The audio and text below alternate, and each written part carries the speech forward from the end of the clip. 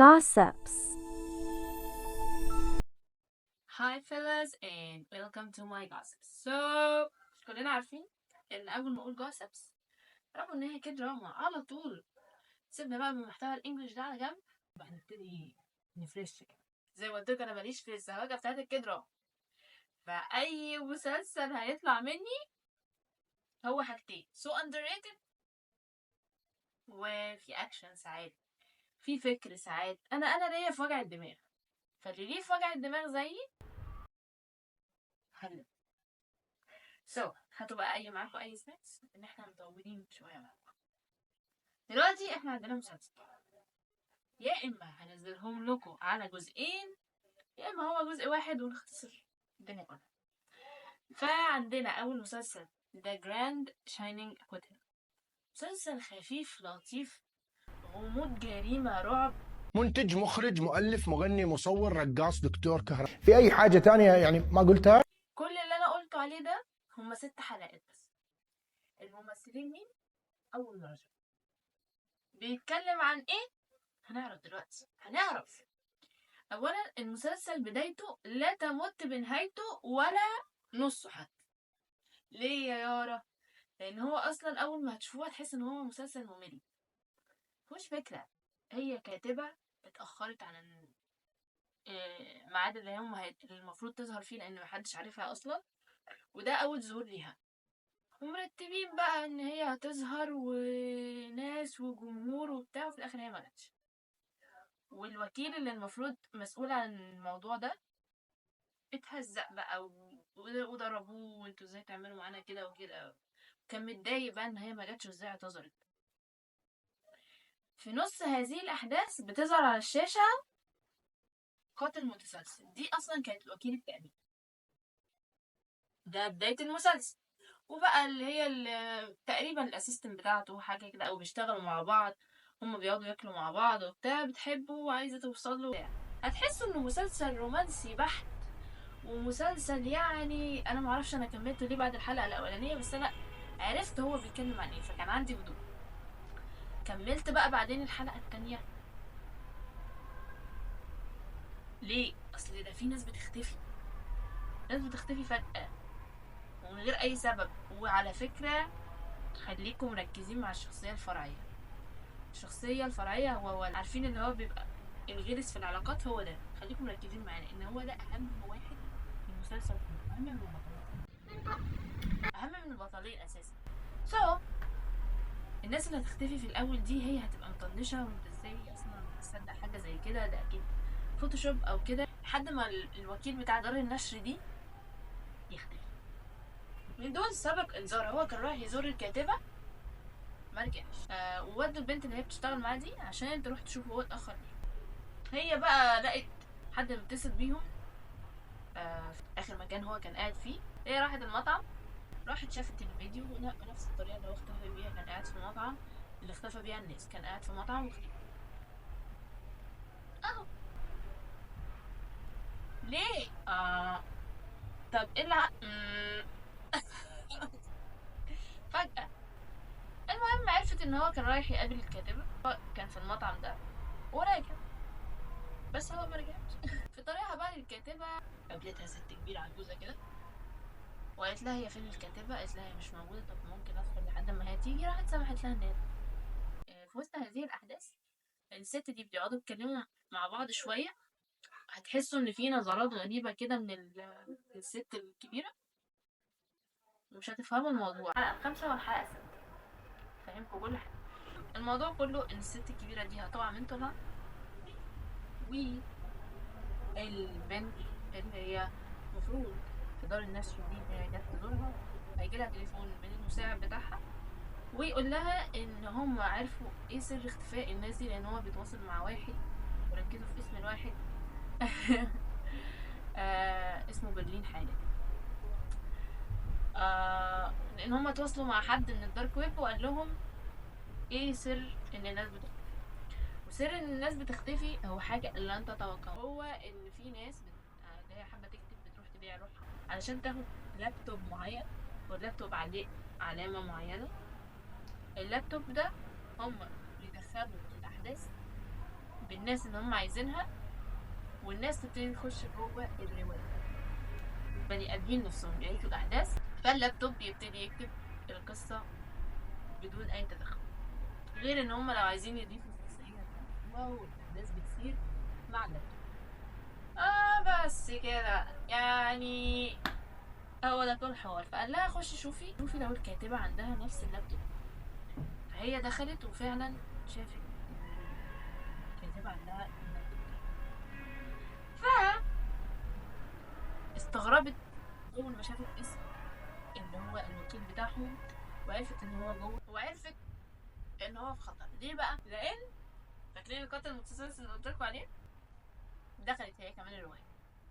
فالقاتل المتسلسل اللي هي البنت بتغري الوكيل علشان تقتله في النهايه. فعرفت ان هو ايه بقى، في خطر. فهتقول لهم ان هي هتخش الروايه، وهتدخل فعلا الروايه ك حبيبته السابقه. فدخلت، ومن هنا بقى تبتدي الاحداث. ان هي هتحاول تمنع الست دي ان هي تقتله. هتقول لا انا عارفه ان انت قاتل متسلسل وبتقتلي الرجاله بالذات. اولا طالما حد دخلك في الروايه انت ما بتعرفش ان ده انت، او انت جوه روايه ذكرياتك بتمسح، بتبقى حد تاني ماشي مع ايه الفلو بتاع الروايه. فهي بس اللي عارفه ان هي في الروايه لان هي اللي دخلت نفسها، لكن الباقي مش عارفين ان هم في الروايه. بيتعاملوا على اساس الاحداث بتاعه الروايه. دي حاجه تحفه. المهم هي لما هتبتدي تخش هتعرف مين الكاتبة، وهتعرف ان الكاتبة دي اصلا ليها علاقة بيها بطريقة او باخرى. ان انا لما قلت في الحلقة الخامسة والسادسة هتعرفوا مين الكاتبة. وفي حدث هيكون موجود انتوا هتستغربوا اصلا هو ليه موجود، او ما كانش ليه لازمة بس هو هيبقى ليه لازمة. الحدث ده ليه لازمة ان هي وهي رايحة لطريق الكاتبة هتقابل ظابط. وركزوا مع الظابط، ركزوا مع الظابط، ركزوا مع الظابط. اي بجد اكتر حاجة بحبها في المسلسل ده ان كل طرف ليه قصة وكل طرف مهم. الظابط هيكون ليه دور اساسي، هتعرفوه لان هو برضه هيخش جوه الرواية. هتقولي طب ازاي؟ هقول لكم. لان هو بعد ما هي هتختفي طبعا هيبلغوا ان هي اختفت، وهيروحوا لبيت الكاتبة دي. الكاتبة برضه هتبصله بصة غريبة قبل ما تدخلوا الرواية. هي حست ان هم يبتدوا يشكوا فيها لان اولا عربية البنت قدام بابها، ثانيا في حاجات تدل على ان هي كانت موجودة تمام، وهي عمالة تنكر وتقول انا مشفتهاش.